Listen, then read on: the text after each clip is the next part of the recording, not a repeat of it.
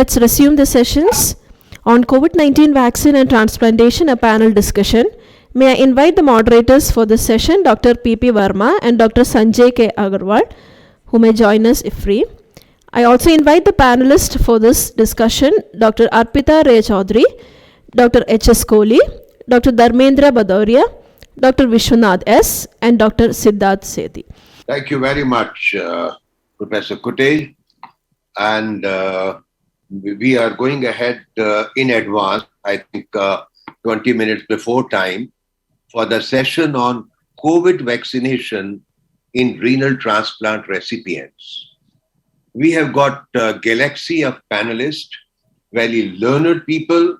Professor Arpita Rai Chaudhary, she is a professor of nephrology at SSKM, Calcutta. We have Professor H.S. Kohli, professor of nephrology and head at PGI Chandigarh. We have got Professor Vishwanath from Manipal Hospital. We have got Professor Bhadauria, who is additional professor at SGPGI Chandigarh, and Dr. Siddharth Sethi, who is at Medanta Medicity, the pediatric nephrologist and pediatric renal transplant surgeon. I think we'll go ahead with the panel discussion. I think the first question I'll address to Professor Kohli. Professor Kohli is around? Yeah, sure, sir, I'm there. Yeah. Now we know that vaccination is being given to renal transplant recipient. We also know that the response rate to vaccination is not excellent, like in general population. I would like to ask from you, what is the status of vaccination efficacy-wise in renal transplant recipients? Sorry, sir, the vaccine? The status of the efficacy of the vaccine in renal transplant recipient. How effective is the vaccine? Yeah, I think that indirectly tells us how immunocompromised renal transplant recipients are. Because if you look at the malignancy, even the efficacy-wise is 60 to 90%. Hematological malignancy is less. The routine patients with the other immunosuppressive drugs on whether it's SLE or rheumatoid, again 60 to 90%. But the moment we go to transplant recipients, in fact, a couple of days before, that's the sum total of all studies, its upper limit is 48% and the lowest limit is 4%.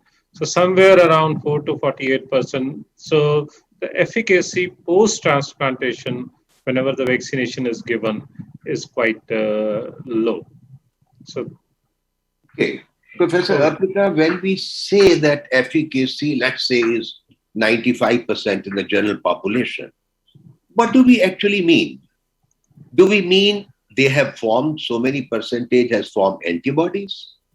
Or what does it mean?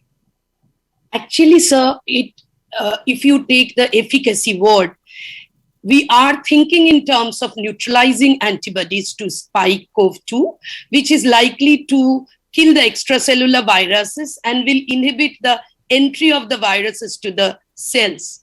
And the other way, if you look at efficacy, there are some clinical parameters to judge efficacy. That is, how many people after double vaccination is getting COVID? How many of them are getting severe COVID? So if we come to the quantification of the immunity that our population is having, as Professor Kohli was mentioning, 4 to 48%, that we are looking into in terms of neutralizing antibody. Neutralizing antibodies are relatively less formed. Also, another type of immunity is now coming up in question, that is the T-cell mediated immunity. Because this is indirect immunity, but it is also important to prevent infection. Whether the CD8 cells are promoted indirectly and they can build up the immunity against the virus by killing them is another issue. So we have started measuring the neutralizing antibodies, various techniques of measurement all over the world, but binding antibody units, which will be transfer, all the measures can be transformed to that unit, and then neutralizing antibodies can be measured to this common unit and can measure the efficacy, can help to measure the efficacy. Okay. Or the other way around, the clinical issues. So, Professor Bhadoria, the question now is, there are two separate issues. One is, we say a vaccine is 95% effective, let's say Pfizer, Moderna, in general population. Other extreme, Professor Kohli has mentioned that the efficacy of the vaccine in renal transplant recipient is 4 to 48%. Do they mean the similar thing? Or they are totally different? Sir, Dr. Kohli means that sir is mean to say the immunogenicity of the vaccine. Like it's the seroconversion rate after the full dose of the vaccination, 2 doses. So he means because in transplantation, 4 to 48% seroconversion is seen. Especially the data is with the mRNA vaccine, and it is seen after the 2 days of full mRNA vaccination.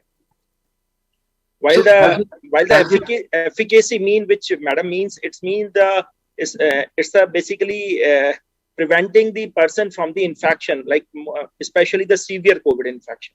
So that is efficacy.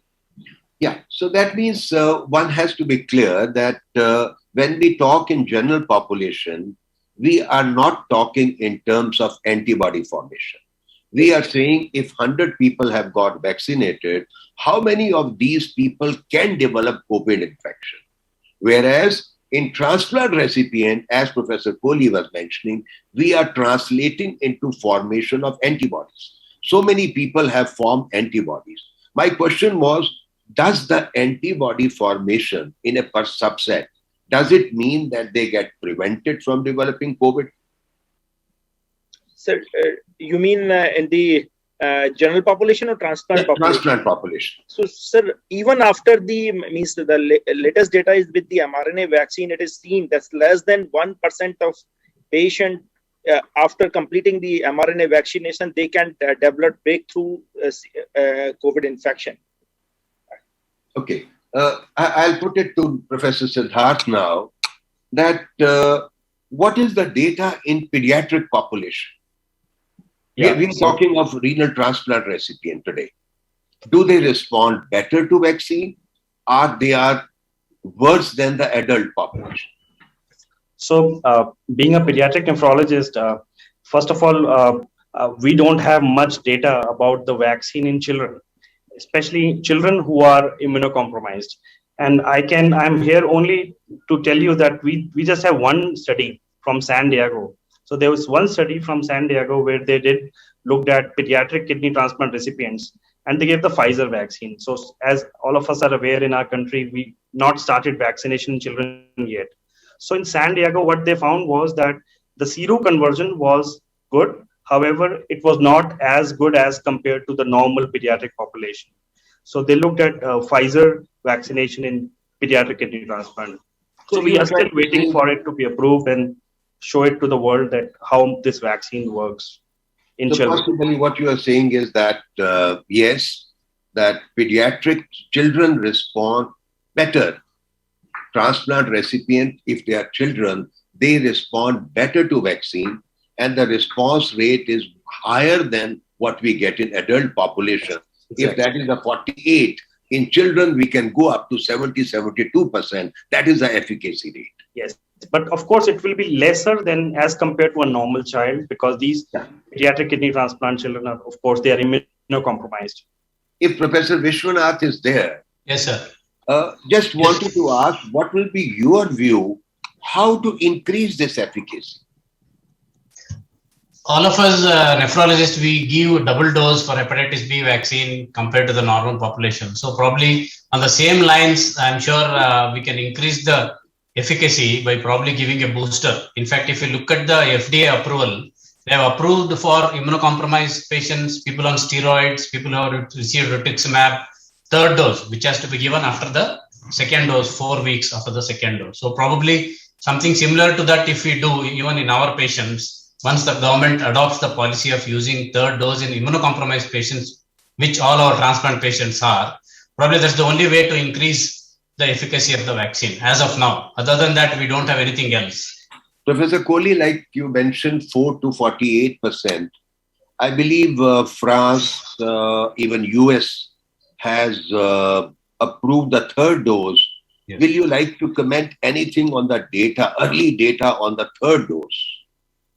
I think if you look at whenever you want to increase the immunogenicity of any vaccine, you give it intradermal, you give it, add some adjuvant, or increase the dose, which just was being told the double dose. It was only in the influenza, in the transplant recipient, that if you added one more dose, suddenly the antibodies popped up. And based on extrapolating this data, whether in kidney transplant recipients, if we give a additional dose. Now, CDC has an extensive write-up on this thing. And in fact, the antibody response in organ transplant recipient goes up by 33 to 45% if we give the third dose.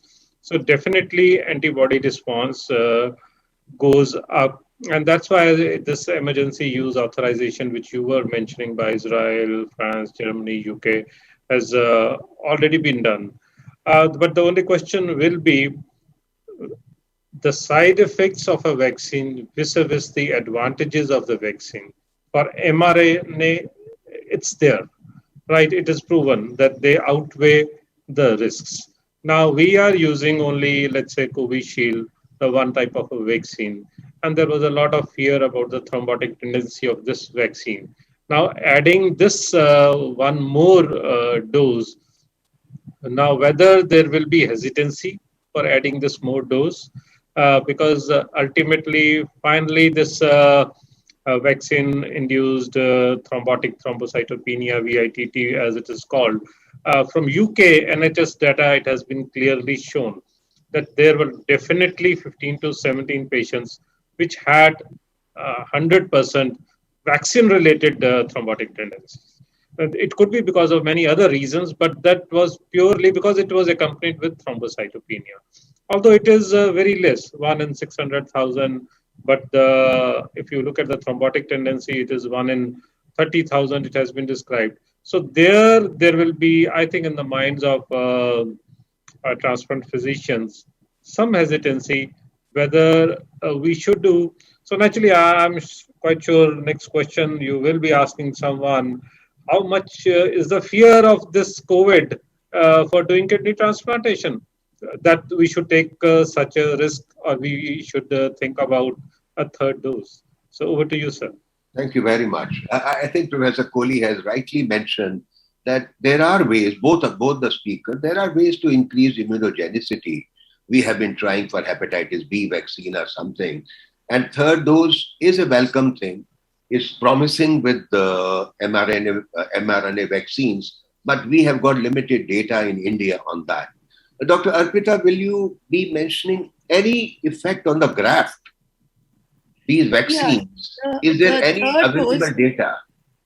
Yeah, some data, and of course with the mRNA vaccine, not with the Covishield we are using, some data has surfaced, which is quite less, because most of the trials have not included other immunosuppressed patients or patients of kidney transplant. Few, I think I remember one trial which has looked after the third dose of vaccine that had shown those people who hadn't developed antibodies even after the second dose, not all of them had developed antibodies. So around 50 to 60% of them have developed antibodies after the third dose.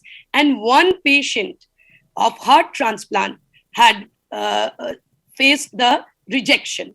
No other rejection issues have been there.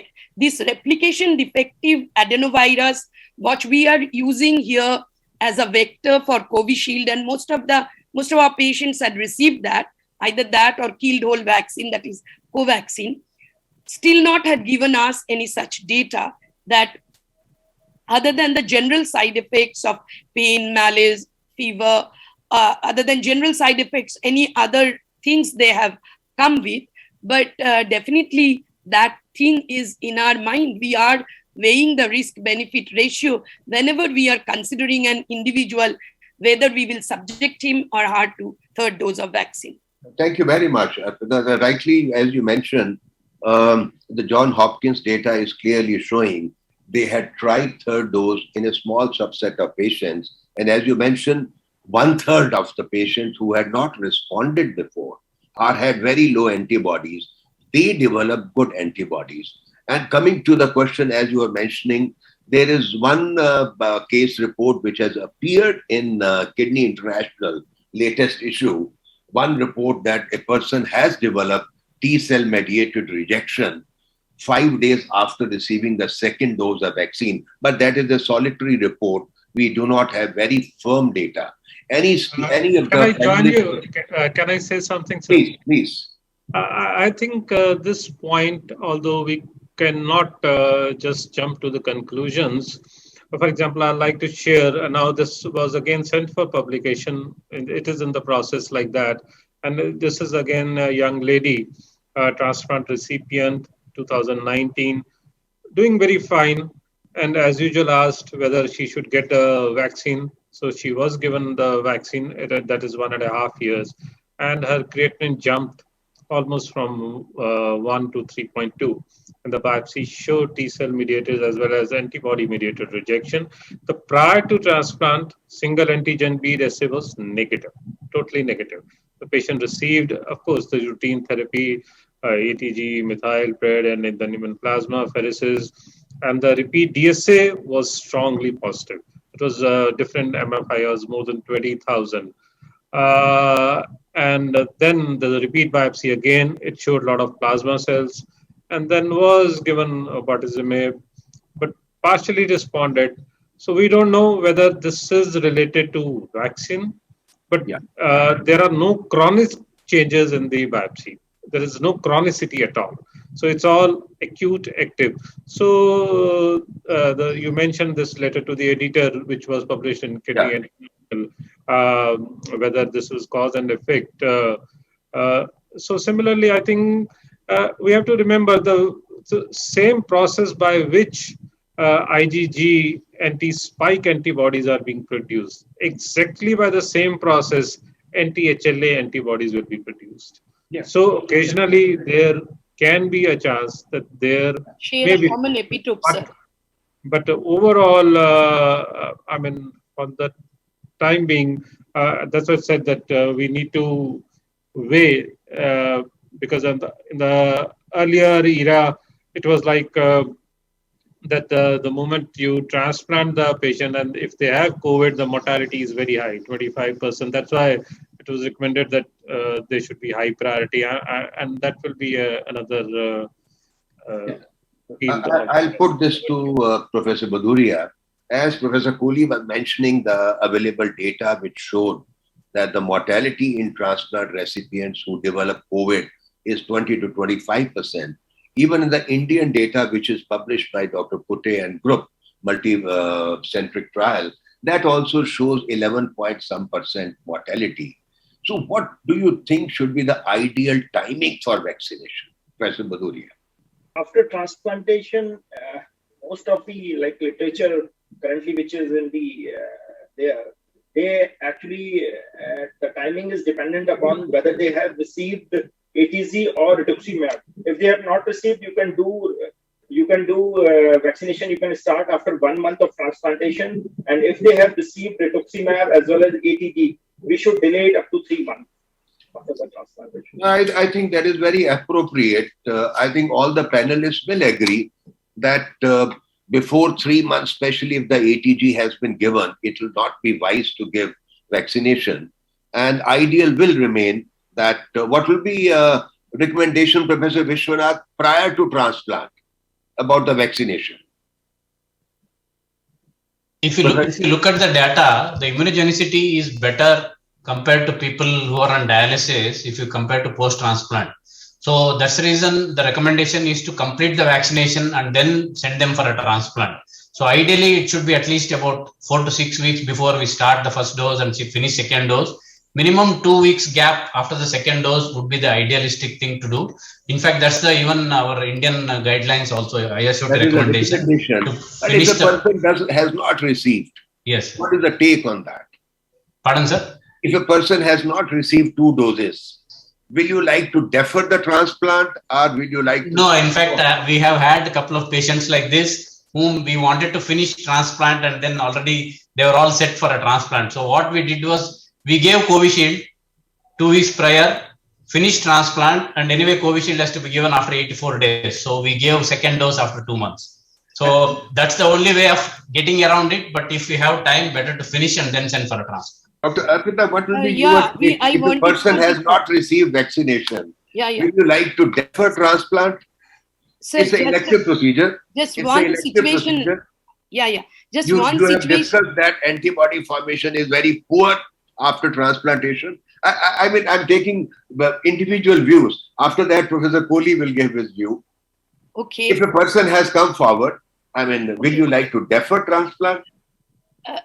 Sir, if he is a person doing well on dialysis, not a risky one, and I would like to wet a bit if he's a live donor. But what we faced last week, when I called the deceased donor transplant waiting patients, one patient turned up of AB blood group, which is quite rare, and received one vaccine. So at that point of time, I had to accept that patient because AB donor comes relatively rarely. The patient was waiting for a year, and how can I say no to him with the thing that he has received only one vaccine? So Okay. I explained the risk that you may not mount adequate adequate immunity after transplant. But at the same time, I remembered the Dr. Kute's data, which we all published together, early COVID-19, how much it is risky. In that data, we have shown the chance of these early patients to get COVID-19 is really much lower than the patients who are 1 to 5 year or 5 to 10-year-old transplant who are moving outwards. If we allow these patients to be at home and we take care of their caregivers, probably we can save them. And in this situation, I have allowed the transplantation. Professor Kohli, no, fine. Professor Kohli's viewpoint, though today we are sitting very complacent that possibly the prevalence is pretty low, we are not having COVID. Suppose tomorrow we start having third wave. What will be your take if a person has not taken vaccination? Professor Kohli. I think I have exact answer for Dr. Arpita because again, we did a small study, like 50 patients who were for transplantation. We gave them just a single dose. We didn't wait for the second dose. And we measured their antibodies after a mean of 23 days, 15 to 30 days. And the response was 86%, the antibodies. And these were measured by the Roche kit and chemiluminescence. And it was 86% antibody titer. And the mean antibody titer was 400. In fact, 60% had more than 250. So that is highly protective. So even if a single dose is given, and you could not get the time to give the second dose, it's good enough and of But these, how many of them have already had COVID before? no, I'm getting three patients and 3 diabetics, and of these 50, 22 underwent kidney transplantation, single dose vaccine, and they were followed up for 3 months plus, then didn't have any COVID. Very encouraging data that even if a single dose is received, it appears promising that one can go ahead. That is what you would like to infer? Yeah, definitely that even if a single dose is given, it's quite high, the antibody response. And in fact, antibody response is dependent upon how much is the response after the first dose. And how much giving the second dose is also there. For another 2 studies from Chennai and another combined group from the dialysis center, again published in Kidney International Reports, the antibody response is around 92% after 2 doses. So ideally, yes, if you give 2 doses, give antibodies, so you may be giving so many depleting agents but antibodies will remain for some time, and it's okay to go ahead with the transplantation. But otherwise, with a single dose, it's good enough.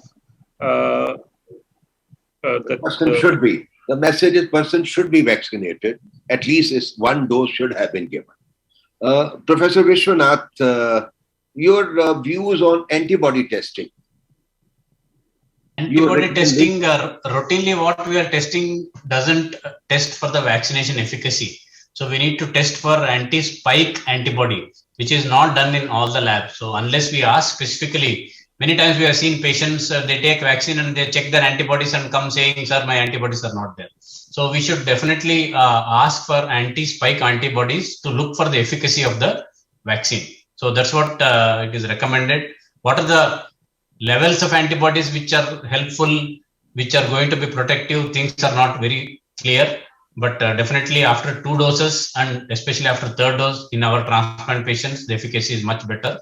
And in fact, they had seen that after 2 doses, all patients should do antibody levels, because if the response rate is poor, better to revaccinate. In fact, if you look at that KI study, after 2nd dose, whoever didn't have antibodies, when you give 3rd dose, 35 to 45% of them became positive. Yeah, so that's all right. One third worth doing, but yes. 2/3 remain negative. 2/3 remain negative. 2/3 remain negative.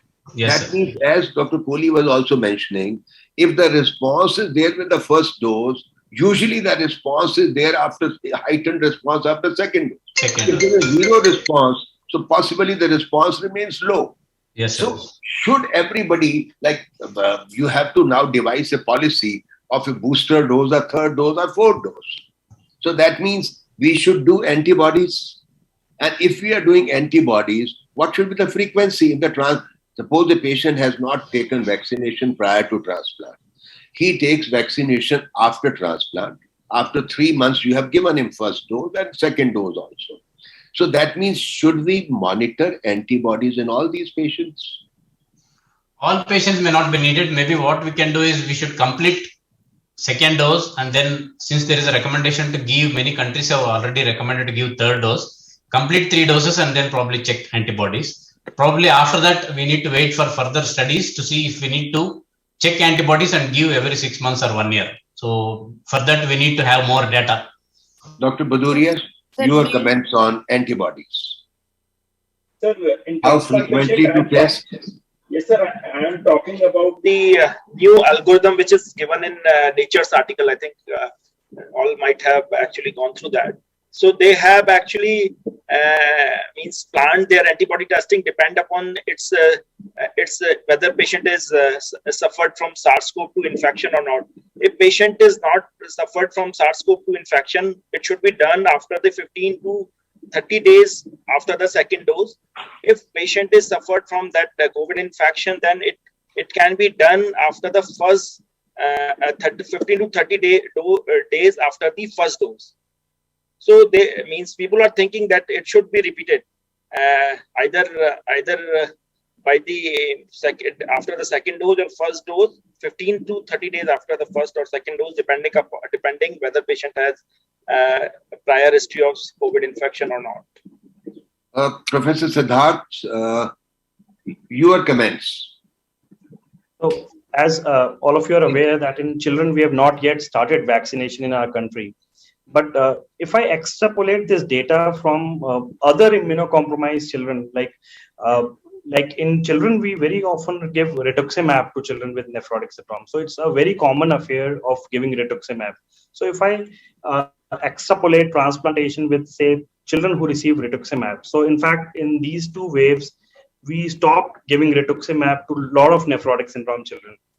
So there were a lot of surveys all across the world whether we should be giving and going ahead with our nephrotic syndrome treatment with rituximab. And there were occasional reports, but children do not get such a severe COVID. So there are reports of COVID and even multisystemic inflammatory syndrome in children, but these were quite small in number. So there was a global survey by Dr. Schaefer, another survey on rituximab published recently in CJSN. So in children, if we get an opportunity to transplant these children, so we have started reintroducing rituximab to children going for transplantation in children. So we are still waiting for more data on transplantation and vaccination. So once it comes up, and especially we are waiting for the mRNA vaccine if possible for children, because we don't have any data, and we are still actually there is a trial from All India Institute, and there is a notion that Covaxin might come very soon. So if that comes over, we'll all try to generate some data for pediatrics. So less data on that. Okay. Dr. Apita, your comment on vaccine types. Any comment? Like there are messenger RNA, we have got a vector-based vaccines. Which vaccine should be better?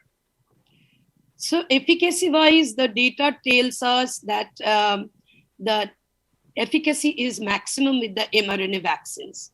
That is 95% and 94%. Safety also. And yes, but whether we should, the kill vaccine, Covaxin, and the other one that we are using, the replication defective adenovirus vaccines, adenovirus vector carrier vaccines that we are using, is having efficacy around 64%.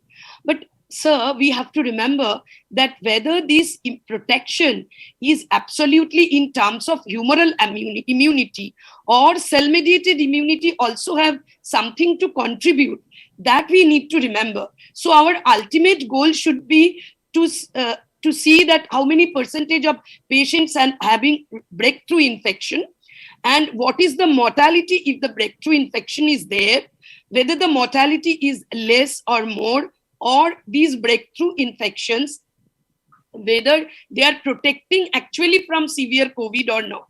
So regarding these, only neutralizing antibody titer evaluation, as has been proposed in the Nature article, may not be only way to go out with our attitude towards vaccination.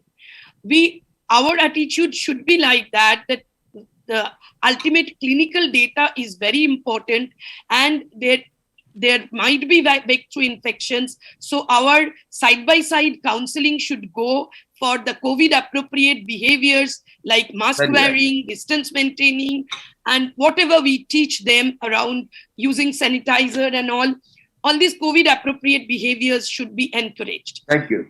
Very right. Dr. Bhaduria, that's the algorithm, what you're mentioning, that also mentions if a person is not responsive. Yes, sir. That maybe reduction of immunosuppression, belatacept or MMF. Your comment on that? Possibly most of us will be reluctant to reduce or stop MMF if a person is getting, but what will be the take? So definitely, sir, we should try more to increase the immunogenicity of the vaccine rather than reducing the immunosuppression. Definitely, our community is hesitant, especially MMF.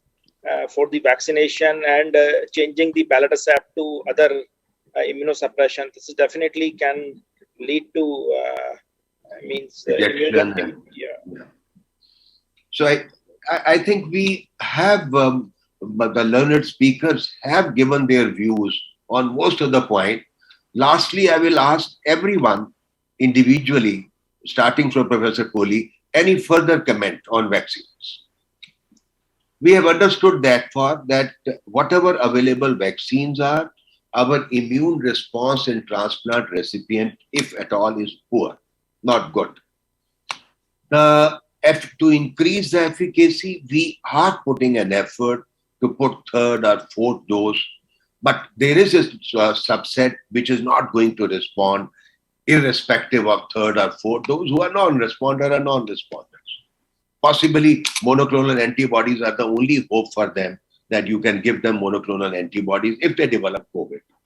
So, and we also said ideal time will be prior to transplantation, because after transplantation, things become difficult and you can only start after 3 months. You also mentioned the antibody levels, routine measurements may not be very important, but if a person you are suspecting that the response is poor and you are planning third or fourth dose, antibody levels testing is required. Lastly, also that in the non-immunocompromised patients, we measure what is the risk of developing infection, clinical infection. And in transplant recipient, we are trying to convert as antibody levels, which have correlation, strong correlation. Knowing all these facts, any last minute comment from Professor Kohli? Then I ask Dr. Arpita, Dr. Vishwanath, and Dr. Siddharth before we close. Yes, sir. I think I'll just put it in sort of a question rather than a comment. Whatever is the when we combine the data and say that the mortality is 10% or something, because there are centers which are doing so at a particular center. For example, during this whole pandemic, so at our place were around 147 live and 47 cadaveric transplants who were done during this pandemic period, the wave 1, 2. And there were 4 COVID infections in the early transplant period. That is the 3 months. 3 were mild. 1 was a moderate where immunosuppression had to be stopped and there was a graft loss. No mortality in that way. So it's something like— I'm sorry to interrupt. Sir, moderators, could we consider winding up the session? We are running short of time. Yeah, another 1 minute. Yes, sir. Okay, fine. So I think we need to now, with the 2 waves over, we have now learned when to stop doing a transplantation, wait for some time, and then you start again when you can't vaccinate and get a— Dr. Arpita, 30 seconds. Individual risk benefit analysis in each patient before I consider. Thank you. Dr. Vishwanath. All of them have summarized. I would actually request the ISRT Council and all seniors whether we can recommend from the society 3rd dose for all our transplant patients, because it's been recommended by most of the societies, including US and France. Dr. Siddharth. I would say that now that we don't have the mRNA vaccines in future, like I can't see it right in the near future, I think it has become our duty to generate more data on the current vaccines we have. And so I think it's our duty to generate our own data rather than looking at the mRNA data when we don't have that vaccine. So, we have got ample of data now. I think we can. So especially for children, we don't have. So I think that's our duty to, once it comes over, we need to generate and show it to the world that it really works or not. Dr. Baduria, last. Yes, sir. I agree with the Dr. Siddharth. We are working on that. We have got recently a grant and we are generating data for Covaxin and Covishield. I think I agree with Dr. Siddharth. It'll be a pleasure. Thank you very much, all the 5 panelists. I think nobody would have asked more than what you have given to people. Once again, thank you very much. Regards. Thank you, sir. Thank you, Professor Kutte, for giving that opportunity. Thank you, sir. Thank you. Thank you, moderators and panelists, for this wonderful panel discussion.